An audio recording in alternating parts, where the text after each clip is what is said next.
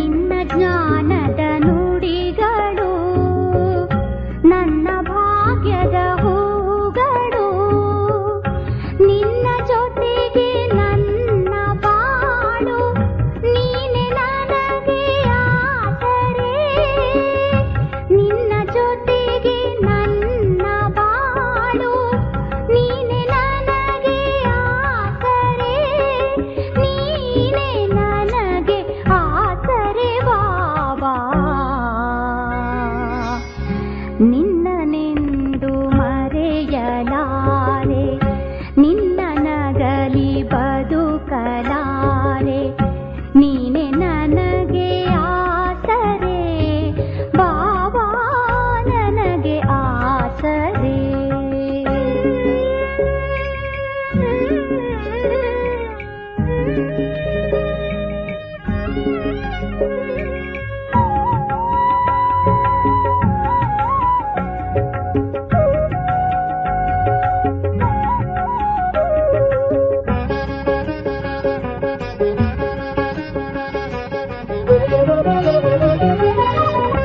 ನಾನು ಬಿಂದು ನೀನು ಬಿಂದು, ನನ್ನ ನಿನ್ನ ರೂಪ ಒಂದು.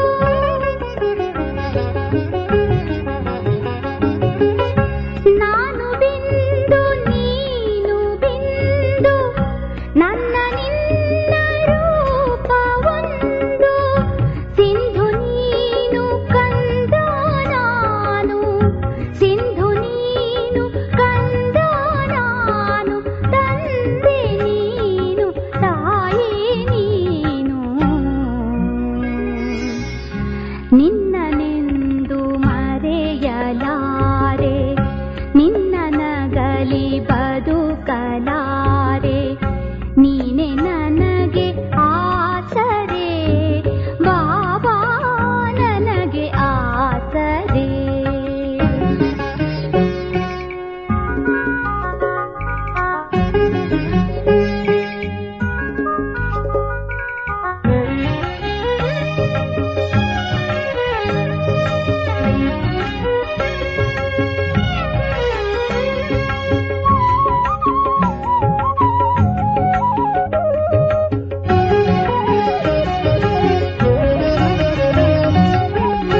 ನಿನ್ನ ಕಣ್ಣಿನ ಬೆಳಕು ನಾನು, ನಿನ್ನ ಕೊರಳಿನ ಹಾರ ನಾನು.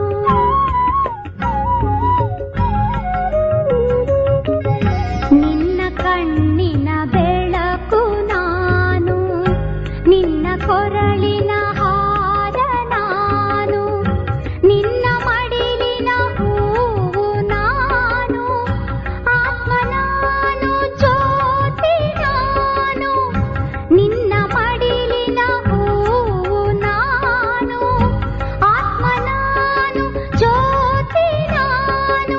ನೀನೆ ನನಗೆ ಆಸರೆ ಬಾಬಾ, ನಿನ್ನನೆಂದು ಮರೆಯಲಾರೆ, ನಿನ್ನ ನಗಲಿ ಬದುಕಲಾರೆ, ನೀನೆ ನನಗೆ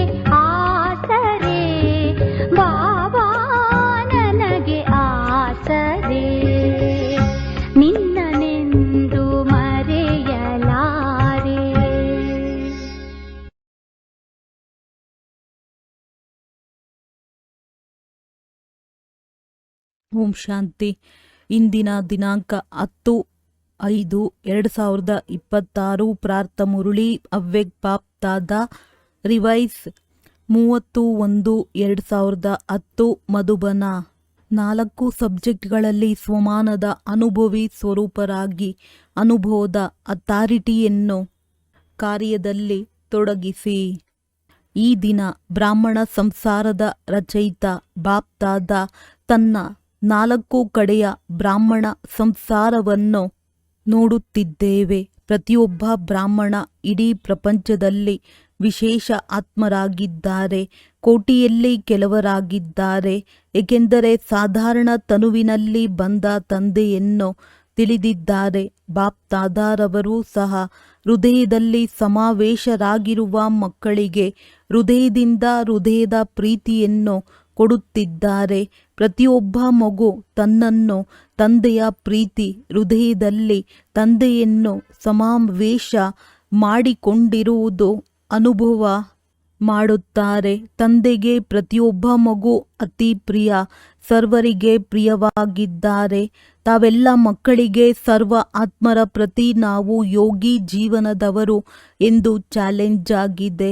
ಕೇವಲ ಯೋಗವನ್ನು ಜೋಡಿಸುವವರಲ್ಲ, ಆದರೆ ಯೋಗಿ ಜೀವನದವರಾಗಿದ್ದೀರಿ. ಜೀವನ 2-4 ಗಂಟೆಯದು ಇರುವುದಿಲ್ಲ.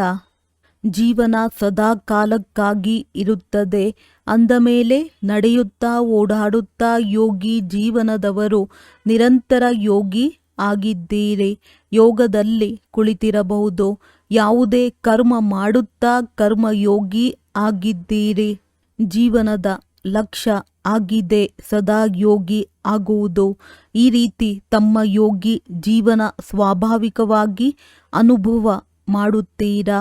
ಬಾಪ್ ದಾದಾ ಪ್ರತಿಯೊಬ್ಬ ಮಗುವಿನ ಮಸ್ತಕದಲ್ಲಿ ಹೊಳೆಯುತ್ತಿರುವ ಭಾಗ್ಯವನ್ನು ನೋಡುತ್ತಿದ್ದಾರೆ. ಏನು ನೋಡುತ್ತಿದ್ದಾರೆ? ನನ್ನ ಪ್ರತಿಯೊಬ್ಬ ಮಗು ಸ್ವಮಾನಧಾರಿ ಸ್ವರಾಜ್ಯ ಅಧಿಕಾರಿ ಆಗಿದೆ. ಏಕೆ? ಎಲ್ಲಿ ಸ್ವಮಾನವಿದೆಯೋ ಅಲ್ಲಿ ದೇಹಭಾನ ಬರಲು ಸಾಧ್ಯವಿಲ್ಲ. ಆದಿಯಿಂದ ಅಂತ್ಯದವರೆಗೆ ಇದುವರೆಗೆ ಬಾಪ್ ದಾದಾ ಪ್ರತಿಯೊಬ್ಬ ಮಗುವಿಗೆ ಭಿನ್ನ ಭಿನ್ನ ಸ್ವಮಾನಗಳನ್ನು ಕೊಟ್ಟಿದ್ದಾರೆ. ಒಂದು ವೇಳೆ ಈಗಲೂ ಸ್ವಮಾನವನ್ನು ನೆನಪು ಮಾಡಿದರೆ ಮತ್ತು ಒಂದೊಂದು ಸ್ವಮಾನದ ಮಾಲೆಯನ್ನು ತಿರುಗಿಸುತ್ತಾ ಹೋದರೆ ಅನೇಕ ಸ್ವಮಾನಗಳ ಸ್ವರೂಪರಾಗಿ ಸ್ವಮಾನದಲ್ಲಿ ಲವಲೀನರಾಗಿ ಬಿಡುತ್ತೀರಿ. ಆದರೆ ಬಾಪ್ ದಾದಾರವರಿಗೆ ಒಂದು ಮಾತು ಮಕ್ಕಳದ್ದು ಇದುವರೆಗೆ ಇಷ್ಟ ಆಗುವುದಿಲ್ಲ. ಅದು ಯಾವುದು ಎಂದು ಗೊತ್ತಿದೆಯೇ?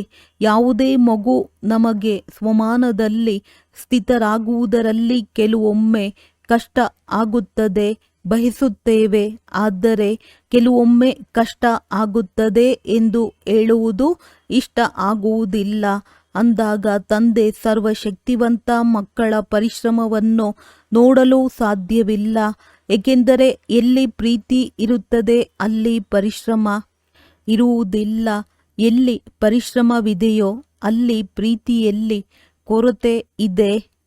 ಈ ದಿನ ಅಮೃತ ವೇಳೆ ಬಾಪ್ ದಾದಾರವರು 4 ಕಡೆ ಬ್ರಾಹ್ಮಣರ ಬಳಿ ದೇಶದವರು ಇರಬಹುದು ಅಥವಾ ವಿದೇಶದವರು ಇರಬಹುದು. ಚೆಕ್ಕರ್ ಹಾಕಿದಾಗ ಏನು ನೋಡಿದ್ದಾರೆ? ಕೆಲವು ಮಕ್ಕಳು ಸ್ವಮಾನದಲ್ಲಿ ಕುಳಿತಿದ್ದಾರೆ, ಯೋಚನೆ ಮಾಡುತ್ತಿದ್ದಾರೆ. ನಾನು ಬಾಪ್ ದಾದಾರವರ ಹೃದಯ ಸಿಂಹಾಸನ ಅಧಿಕಾರಿ ಆಗಿದ್ದೇನೆಯೇ? ಯೋಚನೆಯೂ ಮಾಡುತ್ತಾರೆ. ಸ್ವಮಾನದಲ್ಲಿ ಸ್ಥಿತರಾಗುವ ಪುರುಷಾರ್ಥವೂ ಮಾಡುತ್ತಿದ್ದಾರೆ. ಆದರೆ ಯಾವ ಕೊರತೆಯನ್ನು ನೋಡಿದ್ದೇವೆ? ಸ್ವಮಾನ ನೆನಪು ಇದೆ, ಯೋಚನೆ ಮಾಡುತ್ತಿದ್ದಾರೆ. ಆದರೆ ಸ್ವಮಾನದ ಸ್ವರೂಪರಾಗಿ ಅನುಭವಿ ಮೂರ್ತಿಗಳಾಗಿ ಅನುಭವದ ಅಥಾರಿಟಿ ಸ್ವರೂಪ ಆಗುವುದರಲ್ಲಿ ಕೊರತೆ ಕಂಡು ಬಂದಿದೆ. ಏಕೆಂದರೆ ಅಥಾರಿಟಿ ಬಹಳ ಇದೆ. ಆದರೆ ಎಲ್ಲದಕ್ಕಿಂತ ದೊಡ್ಡ ಅಥಾರಿಟಿ ಅನುಭವದ ಅಥಾರಿಟಿಯಾಗಿದೆ. ಮತ್ತು ಈ ಸ್ವಮಾನದ ಅನುಭೂತಿ ಆಲ್ಮೈಟಿ ಅಥಾರಿಟಿ ಸರ್ವಶಕ್ತಿವಂತ ಕೊಟ್ಟಿದ್ದಾರೆ. ಅಂದ ಮೇಲೆ ಪರಿಶ್ರಮ ಮಾಡುತ್ತಿದ್ದಾರೆ. ಆದರೆ ಅನುಭವ ಸ್ವರೂಪರಾಗಿಲ್ಲ. ಅಂದಾಗ ಬಾಪ್ ತಾದಾರವರು ಕುಳಿತಿದ್ದಾರೆ, ಯೋಚನೆಯೂ ಮಾಡುತ್ತಾರೆ. ಆದರೆ ಅನುಭವ ಸ್ವರೂಪ ಕೆಲವರಷ್ಟೇ ಇದ್ದಾರೆ. ಅನುಭವದಲ್ಲಿ ಯಾವುದೇ ಪ್ರಕಾರದ ದೇಹಾಭಿಮಾನ ಸ್ವಲ್ಪವೂ ತನ್ನ ಕಡೆ ಸೆಳೆಯಲು ಸಾಧ್ಯವಿಲ್ಲ ಅಂದಾಗ ಅನುಭವ ಸ್ವರೂಪರಾಗಿ ಬಿಡುವುದು. ಕರ್ಮ ಮಾಡುತ್ತಾ ಕರ್ಮಯೋಗಿಯ ಅನುಭವ ಸ್ವರೂಪದಲ್ಲಿ ಮುಳುಗಿರಬೇಕು. ಇದರ ಅವಶ್ಯಕತೆ ಈಗ ಹೆಚ್ಚು ಇದೆ. ಸ್ವರೂಪ ಆಗುವುದು ಪ್ರತಿಯೊಂದು ಮಾತಿನಲ್ಲಿ, ಪ್ರತಿಯೊಂದು ಸಬ್ಜೆಕ್ಟಿನಲ್ಲಿ ಅನುಭವಿ ಸ್ವರೂಪರನ್ನಾಗಿ ಮಾಡುವುದು. ಜ್ಞಾನ ಇರಲಿ, ಯೋಗ, ಧಾರಣೆ ಮತ್ತು ಸೇವೆ, 4 ಸಬ್ಜೆಕ್ಟಿನಲ್ಲಿ ಅನುಭವಿ ಸ್ವರೂಪರಾಗುವುದು. ಅನುಭವಿಗಳಿಗೆ ಮಾಯೆಯು ಅಲುಗಾಡಿಸಲು ಸಾಧ್ಯವಿಲ್ಲ. ಆದ್ದರಿಂದ ಬಾಪ್ದಾದ ಈ ದಿನ ಎಲ್ಲ ಮಕ್ಕಳನ್ನು ಅನುಭವಿ ಸ್ವರೂಪದಲ್ಲಿ ನೋಡಲು ಬಯಸುತ್ತಾರೆ.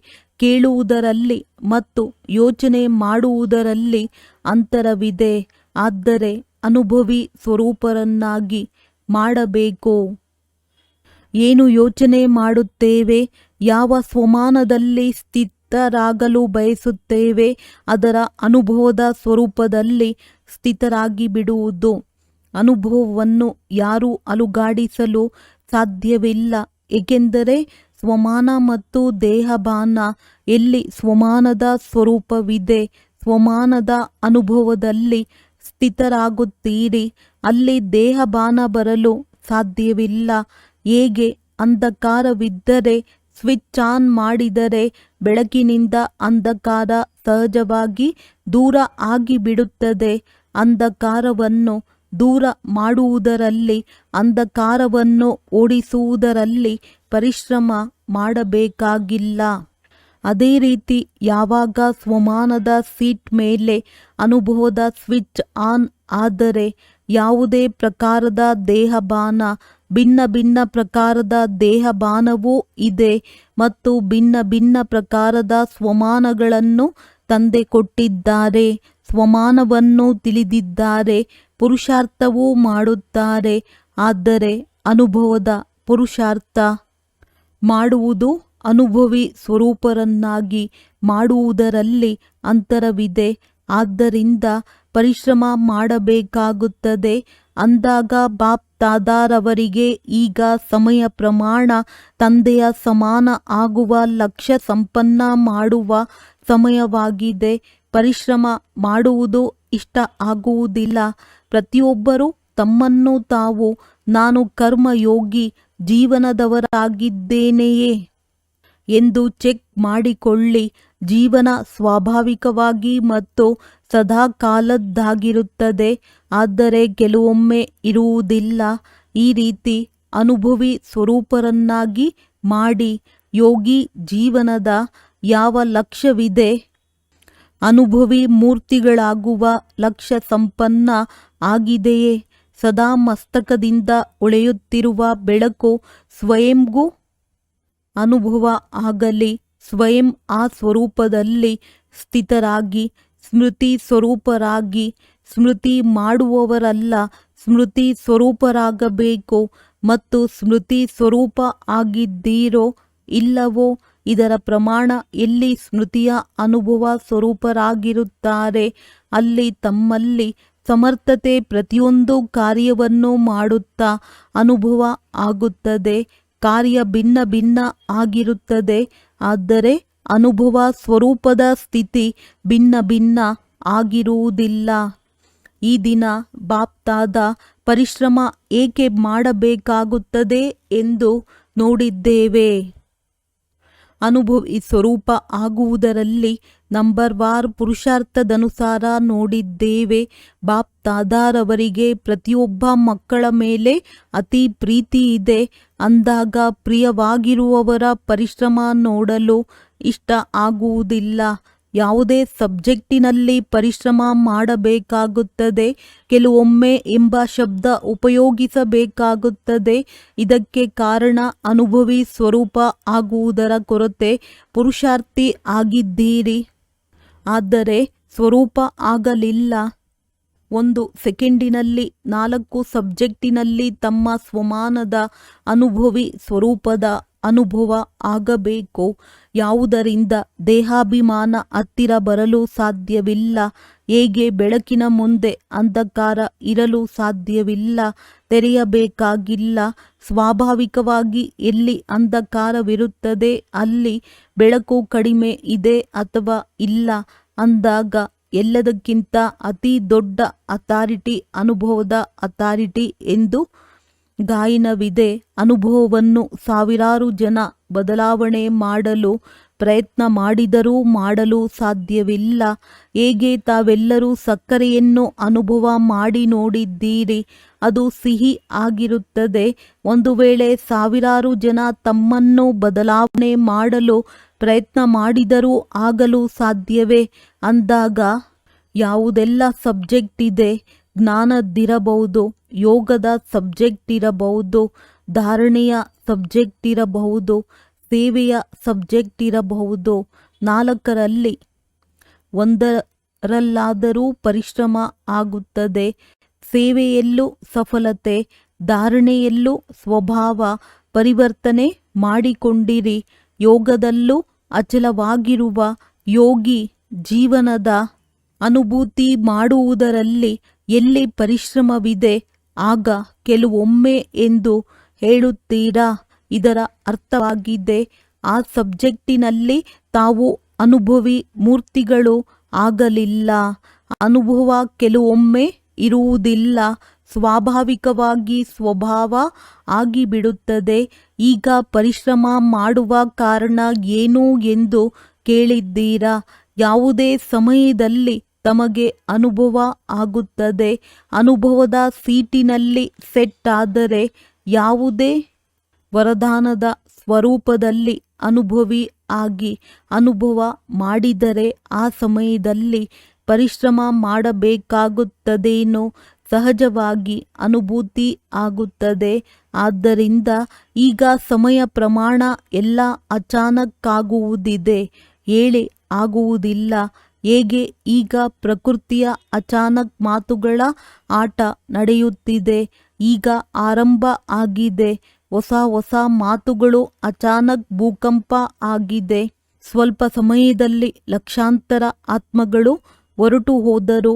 ಅವರಿಗೆ ನಾಳೆ ನಾವು ಇರುತ್ತೇವೆಯೋ ಇಲ್ಲವೋ ಎಂದು ಗೊತ್ತಿದೆಯೇನೋ. ಇದೇ ರೀತಿ ಯಾವುದೇ ಆಕ್ಸಿಡೆಂಟ್ ಭಿನ್ನ ಭಿನ್ನ ಸ್ಥಾನಗಳಲ್ಲಿ ಅಚಾನಕ್ ಆಗುವುದು ಪ್ರಾರಂಭವಾಗಿದೆ. ಒಟ್ಟಿಗೆ ಒಂದೇ ಸಮಯದಲ್ಲಿ ಅನೇಕರ ಟಿಕೆಟ್ ಕಟ್ ಆಗುತ್ತಿದ್ದರೆ ಅಂತಹ ಸಮಯದಲ್ಲಿ ತಾವು ಎವರ್ ರೆಡಿ ಆಗಿದ್ದೀರಾ. ಪುರುಷಾರ್ಥ ಮಾಡುತ್ತಿದ್ದೇನೆ ಎಂದು ಹೇಳುವುದಿಲ್ಲ ತಾನೆ. ಎವರ್ ರೆಡಿ ಅರ್ಥಾತ್ ಯಾವುದೇ ವರದಾನ ಅಥವಾ ಸ್ವಮಾನದ ಸಂಕಲ್ಪ ಮಾಡಿ ಮತ್ತು ಸ್ವರೂಪ ಆಗುವುದು. ಆದ್ದರಿಂದ ಬಾಪ್ತಾದ ಈ ದಿನ ಈ ಮಾತಿನ ಮೇಲೆ ಅಟೆನ್ಷನ್ ಕೊಡುತ್ತಿದ್ದಾರೆ. ಯಾವುದೇ ವರದಾನವನ್ನು ಫಲೀಭೂತ ಮಾಡಿ ವರದಾನ ಅಥವಾ ಸ್ವಮಾನದ ಸ್ವರೂಪದ ಅನುಭವಿ ಆಗಲು ಸಾಧ್ಯವೇ? ಆಗಲೇಬೇಕಾಗುತ್ತದೆ. ಪ್ರಯತ್ನ ಮಾಡುತ್ತಿದ್ದೇನೆ. ಒಂದು ವೇಳೆ ಪ್ರಯತ್ನ ಮಾಡುವುದಾದರೂ ಈಗ ನಿಂದಲೇ ಮಾಡಬೇಕು. ಏಕೆಂದರೆ ಬಹಳ ಕಾಲದ ಅಭ್ಯಾಸ ಸಮಯದಲ್ಲಿ ಸಹಯೋಗ ಕೊಡುತ್ತದೆ. ಪುರುಷಾರ್ಥಿ ಅಲ್ಲ, ಅನುಭವಿ ಆಗಬೇಕು. ಏಕೆಂದರೆ ಅನುಭವದ ಅಥಾರಿಟಿ ತಮ್ಮೆಲ್ಲರಿಗೆ ಸರ್ವಶಕ್ತಿವಂತ ಕೊಟ್ಟಿದ್ದಾರೆ. ಹೇಗೆ ದೇಹಭಾನದ ಅನುಭವಿ ಆದರೆ ನಾನು ಇಂಥವರು ಎಂದು ದೇಹಭಾನವನ್ನು ನೆನಪು ಮಾಡಬೇಕಾಗುತ್ತದೆಯೇ? ತಮ್ಮ ಹೆಸರು ದೇಹದ ಮೇಲೆ ಇದ್ದರೆ ದೇಹಭಾನ ಆಯಿತಲ್ಲವೇ? ಒಂದು ವೇಳೆ ಸಾವಿರಾರು ಜನ ತಾವು ಇಂಥವರು ಅಲ್ಲ, ತಾವು ಇದಾಗಿದ್ದೀರಿ ಎಂದು ಹೇಳಿದರೆ, ಹೆಸರು ಬದಲಾವಣೆ ಮಾಡಿಬಿಟ್ಟರೆ ತಾವು ಒಪ್ಪುತ್ತೀರೇನೋ? ತಮ್ಮ ಹೆಸರು ಮರೆತು ಬಿಡುತ್ತೀರಾ? ಜನ್ಮ ಪಡೆಯುತ್ತಿದ್ದಾಗಲೇ ಯಾವ ಹೆಸರು ಇದೆ? ಆ ದೇಹಭಾನ ಎಷ್ಟು ಪಕ್ಕಾ ಮತ್ತು ಸ್ವಾಭಾವಿಕವಾಗಿರುತ್ತದೆ. ಯಾರಿಗಾದರೂ ತಮ್ಮ ಹೆಸರಿನಲ್ಲಿ ಕರೆದರೆ ತಮ್ಮನ್ನು ಕರೆಯುವುದಿಲ್ಲ, ಆದರೆ ತಮ್ಮ ಹೆಸರಿನವರನ್ನು ಕರೆದರೆ ತಮ್ಮ ಕಿವಿ ಹೆಸರು ಕೇಳುತ್ತಿದ್ದಾಗಲೇ ನನ್ನನ್ನು ಕರೆಯುತ್ತಿದ್ದಾರೆ ಎಂದು ಅಟೆನ್ಷನ್ ಹೋಗುತ್ತದೆ ಅಂದಾಗ ದೇಹಭಾನ ಇಷ್ಟು ಪಕ್ಕಾ ಆಗಿಬಿಟ್ಟಿದೆ. ಈ ರೀತಿ ದೇಹಿ ಅಭಿಮಾನಿ ಸ್ವಮಾನಧಾರಿ ಸ್ವರಾಜ್ಯ ಅಧಿಕಾರಿ ಇಷ್ಟು ಪಕ್ಕಾ ಆಗಿದ್ದೀರಾ. ನಮ್ಮ ಜೀವನ ಪರಿವರ್ತನೆ ಆದರೆ ಯಾವ ಪರಿವರ್ತನೆ ಮಾಡಿಕೊಂಡಿರಿ ಎಂದು ತಾವು ಹೇಳುತ್ತೀರಲ್ಲವೇ. ದೇಹಭಾನದಿಂದ ಸ್ವಮಾನ ಸ್ವರಾಜ್ಯ ಅಧಿಕಾರಿ ಆಗಿದ್ದೀರಿ ಅಂದಾಗ ಜ್ಞಾನ ಸ್ವರೂಪನಾಗಿದ್ದೇನೆಯೇ ಅಥವಾ ಜ್ಞಾನ ಕೇಳಿ ತಿಳಿಸುವಂಥವನಾಗಿದ್ದೇನೆಯೇ ಎಂದು ಚೆಕ್ ಮಾಡಿಕೊಳ್ಳಿ. ಜ್ಞಾನ ಅರ್ಥಾತ್ ನಾಲೆಡ್ಜ್ ಪ್ರತ್ಯಕ್ಷ ಸ್ವರೂಪವಾಗಿದೆ, ಜ್ಞಾನ ಶಕ್ತಿಯಾಗಿದೆ, ಬೆಳಕಾಗಿದೆ ಎಂದು ಹೇಳಲಾಗುತ್ತದೆ ಅಂದಾಗ ಜ್ಞಾನ ಸ್ವರೂಪರಾಗುವುದು ಅರ್ಥಾತ್ ಯಾವುದೆಲ್ಲ ಕರ್ಮ ಮಾಡುತ್ತೀರಿ ಅದು ಲೈಟ್ ಮತ್ತು ಮೈಟ್ ನೀಡುವಂಥದ್ದಾಗಿರುತ್ತದೆ, ಯಥಾರ್ಥವಾಗಿರುತ್ತದೆ. ಇದಕ್ಕೆ ಜ್ಞಾನ ಸ್ವರೂಪರಾಗುವುದು ಎಂದು ಹೇಳಲಾಗುತ್ತದೆ. ಜ್ಞಾನ ತಿಳಿಸುವವರಲ್ಲ, ಆದರೆ ಜ್ಞಾನ ಸ್ವರೂಪರಾಗಬೇಕು. ಯೋಗ ಸ್ವರೂಪದ ಅರ್ಥ ಆಗಿದೆ ಕರ್ಮೇಂದ್ರಿಯ ಜೀತರಾಗುವುದು. ಪ್ರತಿಯೊಂದು ಕರ್ಮೇಂದ್ರಿಯದ ಮೇಲೆ ಸ್ವರಾಜ್ಯ ಅಧಿಕಾರಿ. ಇದಕ್ಕೆ ಯೋಗ ಅರ್ಥಾತ್ ಯುಕ್ತಿಯುಕ್ತ ಜೀವನ ಎಂದು ಹೇಳಲಾಗುತ್ತದೆ. ಈ ರೀತಿ ಒಂದು ವೇಳೆ ಜ್ಞಾನ ಮತ್ತು ಯೋಗದ ಸ್ವರೂಪರಾದರೆ ಪ್ರತಿಯೊಂದು ಗುಣದ ಧಾರಣೆ ಸಹಜವಾಗಿ ಆಗುತ್ತದೆ. ಎಲ್ಲಿ ಜ್ಞಾನ ಯೋಗವಿದೆ, ಯೋಗಯುಕ್ತರಾಗಿರುತ್ತಾರೆ, ಅಲ್ಲಿ ಗುಣಗಳ ಧಾರಣೆ ಸಹಜವಾಗಿ ಆಗುತ್ತದೆ. ಸೇವೆ ಪ್ರತಿಯೊಂದು ಸಮಯದಲ್ಲಿ ಸಹಜವಾಗಿ ಆಗುತ್ತದೆ. ಸಮಯ ಅನುಸಾರ ಮನಸಾ ಸೇವೆ ಮಾಡಲಿ, ವಾಚಾ ಸೇವೆ ಮಾಡಲಿ, ಕರ್ಮಣ ಸೇವೆ ಮಾಡಲಿ, ಸ್ನೇಹ ಸಂಬಂಧದಲ್ಲಿ ಮಾಡಲಿ, ಸೇವೆಯು ಸದಾ ಅಖಂಡವಾಗಿ ನಡೆಯುತ್ತಿರುತ್ತದೆ. ಸಂಬಂಧ ಸಂಪರ್ಕದಲ್ಲೂ ಸೇವೆ ಆಗುತ್ತದೆ. ಯಾರಾದರೂ ತಮ್ಮ ಸಹೋದರಿ ಅಥವಾ ಸಹೋದರ ಬ್ರಾಹ್ಮಣ ಪರಿವಾರದಲ್ಲಿ ಆದರೆ ಪುರುಷಾರ್ಥದಲ್ಲಿ ನಿರುತ್ಸಾಹಿ ಆಗಿದ್ದರೆ, ಯಾವುದಾದರೂ ಸಂಸ್ಕಾರಕ್ಕೆ ವಶರಾದರೆ ಅಂತಹ ಸಂಪರ್ಕದ ಆತ್ಮಗಳಿಗೆ ತಾವು ಉಮಂಗ ಉತ್ಸಾಹ ಕೊಟ್ಟಿರಿ, ಸಹಯೋಗ ಕೊಟ್ಟಿರಿ, ಸ್ನೇಹ ಕೊಟ್ಟಿರಿ. ಇದು ಸಹ ತಮಗೆ ಸೇವೆಯ ಪುಣ್ಯ ಜಮಾ ಆಗುತ್ತದೆ. ಬಿದ್ದಿರುವವರನ್ನು ಮೇಲೆತ್ತುವುದು ಪುಣ್ಯ ಎಂದು ಗಾಯನ ಮಾಡಲಾಗುತ್ತದೆ ಅಂದಾಗ ಸಂಬಂಧ ಮತ್ತು ಸಂಪರ್ಕದಲ್ಲೂ ಸೇವೆ ಮಾಡುವುದು ಸತ್ಯ ಸೇವಾದಾರಿಗಳ ಕರ್ತವ್ಯವಾಗಿದೆ. ಸೇವೆ ಸಿಕ್ಕಿದರೆ ಸೇವೆ ಮಾಡಿದಾಗ ಸೇವೆ ಅಲ್ಲ, ಸ್ವಯಂ ಮನಸ ವಾಚ ಕರ್ಮಣ ಸಂಪರ್ಕ ಸಂಬಂಧದಲ್ಲಿ ಸೇವೆ ಸಹಜವಾಗಿ ಆಗುತ್ತಿರಲಿ. ಕೆಲವೊಮ್ಮೆ ಬಾಪ್ ತಾದಾರವರು ನೋಡಿದರು ಸಂಪರ್ಕದಲ್ಲಿ ಕೆಲವು ಮಕ್ಕಳು ಇವರ ಸ್ವಭಾವ ಸಂಸ್ಕಾರ ಯಾವ ರೀತಿ ಇರಬೇಕೋ ಆ ರೀತಿ ಇಲ್ಲ, ಆದರೆ ಇವರು ಇರುವುದೇ ಆ ರೀತಿ, ಇವರು ಬದಲಾವಣೆ ಆಗುವುದಿಲ್ಲ, ಇವರ ಸೇವೆ ಮಾಡುವುದು ಸಮಯ ವ್ಯರ್ಥವಾಗಿದೆ. ಈ ರೀತಿ ಸಂಕಲ್ಪ ಮಾಡುವುದು ಯಥಾರ್ಥವಾಗಿದೆಯೇ? ನಾವು ಪ್ರಕೃತಿಯನ್ನು ಸತೋಪ್ರಧಾನವನ್ನಾಗಿ ಮಾಡುವವರು ಎಂದು ತಾವು ಒಪ್ಪಿಕೊಳ್ಳುತ್ತೀರಿ. ಅವರು ಮನುಷ್ಯಾತ್ಮರು ಆಗಿದ್ದಾರೆ, ಬ್ರಾಹ್ಮಣರು ಎಂದು ಹೇಳಲಾಗುತ್ತದೆ. ಆದರೆ ಸಂಸ್ಕಾರವಶರಾಗಿದ್ದಾರೆ. ಪ್ರಕೃತಿಯ ಸಂಸ್ಕಾರವನ್ನು ಬದಲಾವಣೆ ಮಾಡುವ ಚಾಲೆಂಜ್ ಮಾಡಿದರೆ ಅವರು ಪ್ರಕೃತಿಯಿಂದ ಪುರುಷ ಆತ್ಮರಾಗಿದ್ದರೆ ತಮ್ಮ ಸಂಬಂಧದಲ್ಲಿ ಇದ್ದಾರೆ ಅಂದಾಗ ಸತ್ಯ ಸೇವಾಧಾರಿ ತಮ್ಮ ಸೇವೆಯ ಪುಣ್ಯ ಸಂಪಾದನೆ ಮಾಡಿಕೊಳ್ಳುವ ಶುಭ ಭಾವನೆ ಅವಶ್ಯವಾಗಿ ಇಟ್ಟುಕೊಳ್ಳುತ್ತಾರೆ. ಇವರಂತೂ ಇರುವುದೇ ಹಾಗೆ, ಬದಲಾವಣೆ ಆಗಲು ಸಾಧ್ಯವಿಲ್ಲ. ಇದು ಶುಭ ಭಾವನೆ ಅಲ್ಲ, ಇದು ಸೂಕ್ಷ್ಮ ತಿರಸ್ಕಾರದ ಭಾವನೆ.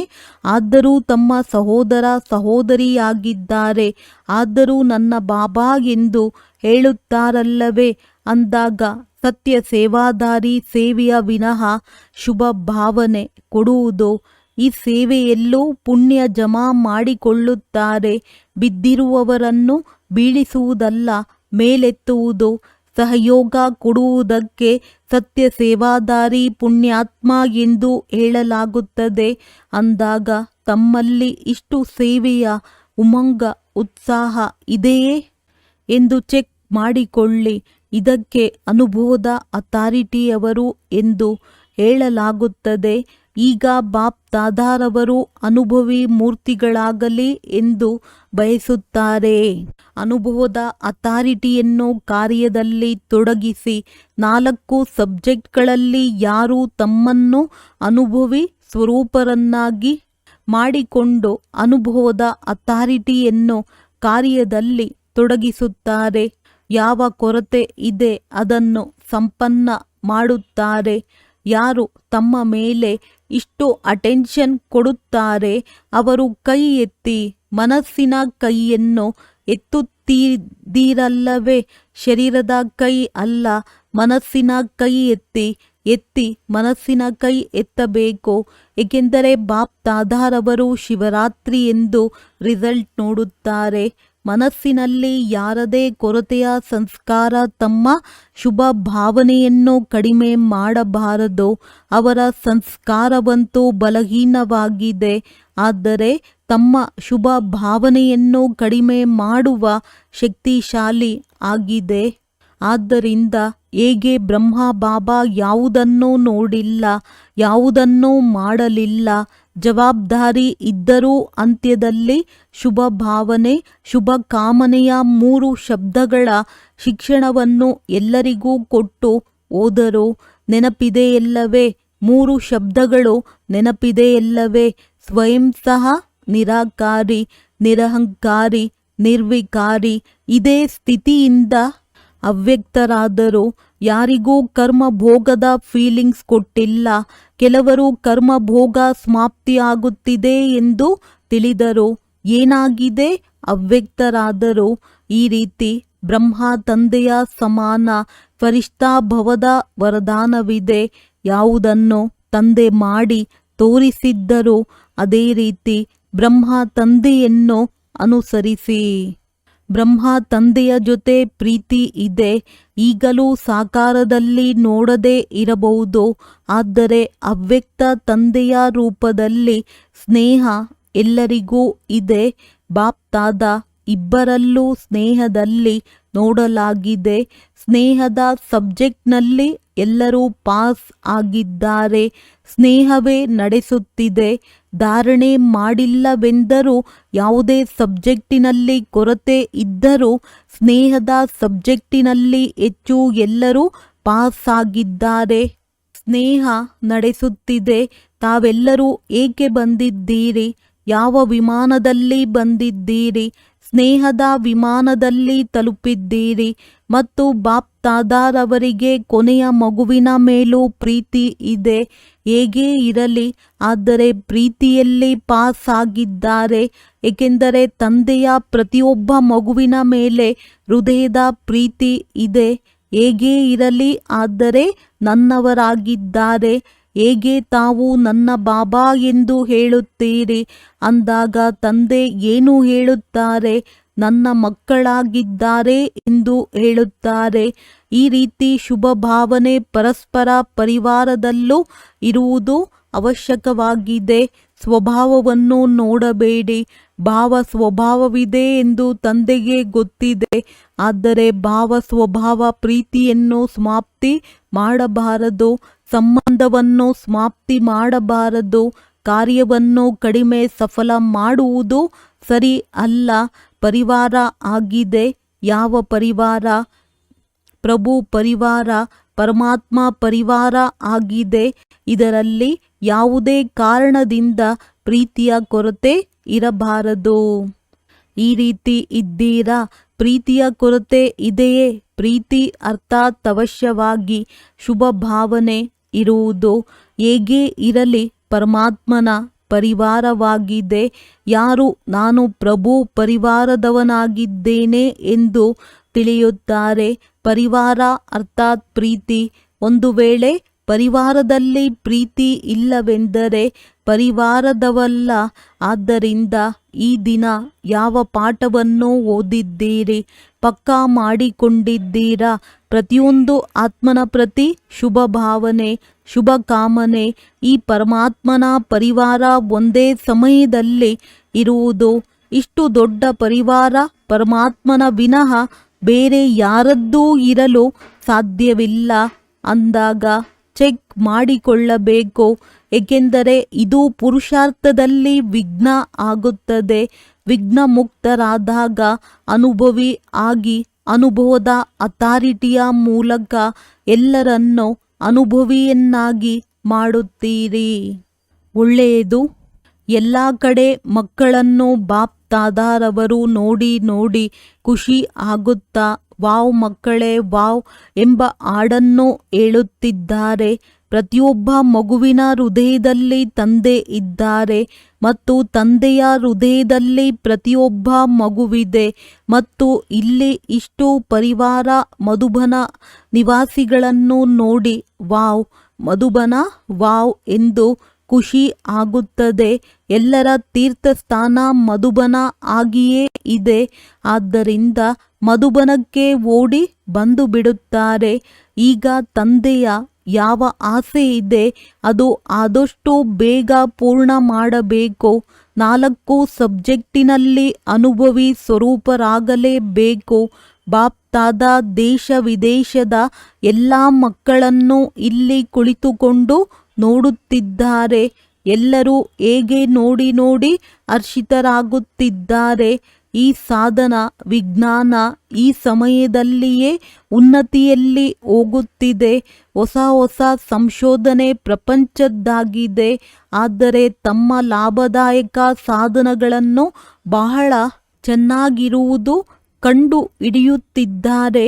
ದೂರ ಇದ್ದರೂ ಜೊತೆಯಲ್ಲಿ ಇದ್ದಾರೆ ಅಂದಾಗ ವಿಜ್ಞಾನದವರಿಗೂ ಶುಭಾಶಯಗಳು. ಸಾಧನೆಗಳಂತೂ ಮಾಡಿದ್ದೀರಿ, ಒಳ್ಳೆಯದು. ದೇಶ ವಿದೇಶದ ಎಲ್ಲ ಮಕ್ಕಳಿಗೆ ಬಹಳ ಬಹಳ ಹೃದಯದ ಪ್ರೀತಿ ಮತ್ತು ನೆನಪು ಸ್ವೀಕಾರ ಆಗಲಿ. ಮತ್ತು ಅಂತಹ ವಿಶೇಷ ಮಕ್ಕಳಿಗೆ ನಮಸ್ತೆ. ವರದಾನ: ಜ್ಞಾನದ ಪ್ರಕಾಶತೆಯ ಮೂಲಕ ಪುರುಷಾರ್ಥದ ಮಾರ್ಗವನ್ನು ಸಹಜ ಹಾಗೂ ಸ್ಪಷ್ಟ ಮಾಡಿಕೊಳ್ಳುವಂತಹ ಫರಿಷ್ಠಾ ಸ್ವರೂಪ ಭವ. ಸೂಕ್ಷ್ಮ ದೇವತಾ ಜೀವನದಲ್ಲಿ ಪ್ರಕಾಶತೆ ಹಾಗೂ ಶಕ್ತಿ ಎರಡೂ ಕಾಣಿಸುತ್ತದೆ. ಆದರೆ ಪ್ರಕಾಶತೆ ಹಾಗೂ ಶಕ್ತಿ ರೂಪವಾಗುವುದಕ್ಕಾಗಿ ಮನನ ಮಾಡುವ ಹಾಗೂ ಸಹನೆ ಮಾಡುವ ಶಕ್ತಿ ಇರಬೇಕು. ಮನಸ್ಸಿಗಾಗಿ ಮನನ ಶಕ್ತಿ ಹಾಗೂ ವಾಚಾ ಕರ್ಮಕ್ಕಾಗಿ ಸಹನಾ ಶಕ್ತಿಯನ್ನು ಧಾರಣೆ ಮಾಡಿಕೊಳ್ಳಿರಿ. ನಂತರದಲ್ಲಿ ಯಾವುದೇ ಶಬ್ದವನ್ನು ಮಾತನಾಡುವಿರಿ, ಕರ್ಮ ಮಾಡುವಿರೆಂದರೆ ಅದರ ಅನುಸಾರವಾಗಿಯೇ ಇರುತ್ತದೆ. ಒಂದು ವೇಳೆ ಇವೆರಡು ಶಕ್ತಿಗಳಿವೆ ಎಂದರೆ ಪ್ರತಿಯೊಬ್ಬರಿಗಾಗಿ ಪುರುಷಾರ್ಥದ ಮಾರ್ಗವು ಸಹಜ ಹಾಗೂ ಸ್ಪಷ್ಟವಾಗಿ ಬಿಡುವುದು. ಸ್ಲೋಗನ್: ವ್ಯರ್ಥ ಮಾತನಾಡುವುದು ಅರ್ಥಾತ್ ಅನೇಕರನ್ನು ಬೇಸರ ಮಾಡುವುದಾಗಿದೆ. ಅವ್ಯಕ್ತ ಸೂಚನೆಗಳು: ಸದಾ ಅಚಲ ಅಡೋಲ ಏಕರಸ ಸ್ಥಿತಿಯ ಅನುಭವ ಮಾಡಿ. ಸಮಯ ಪ್ರಮಾಣ: ಈಗ ಸದಾ ಅಚಲ ಅಡೋಲ ಸರ್ವ ಖಜಾನೆಗಳಿಂದ ಸಂಪನ್ನರಾಗಿ ಸ್ವಲ್ಪವೂ ಸಹ ಏರುಪೇರು ಆಗುತ್ತೀರಿ ಎಂದರೆ ಸರ್ವ ಖಜಾನೆಗಳ ಅನುಭವ ಆಗುವುದಿಲ್ಲ. ತಂದೆಯ ಮೂಲಕ ಸಿಕ್ಕಿರುವ ಖಜಾನೆಗಳನ್ನು ಸದಾ ಕಾಯಮ್ಮಾಗಿ ಇಟ್ಟುಕೊಳ್ಳುವ ಸಾಧನ ಆಗಿದೆ. ಸದಾ ಅಚಲ ಅಡೋಲರಾಗಿ ಇರುವುದು. ಅಚಲರಾಗಿರುವುದರಿಂದ ಸದಾ ಖುಷಿಯ ಅನುಭವ ಆಗುತ್ತಾ ಇರುತ್ತದೆ. ಹೇಗೆ ವಿನಾಶಿ ಧನ, ಹೆಸರು, ಮಾನ್ಯತೆ, ಆಡಂಬರ, ಪದವಿ ಇತ್ಯಾದಿಗಳು ಸಿಗುತ್ತದೆ ಎಂದರೆ ಖುಷಿಯಾಗುತ್ತದೆ ಅಲ್ಲವೇ? ಒಳ್ಳೆಯದು. ಓಂ ಶಾಂತಿ.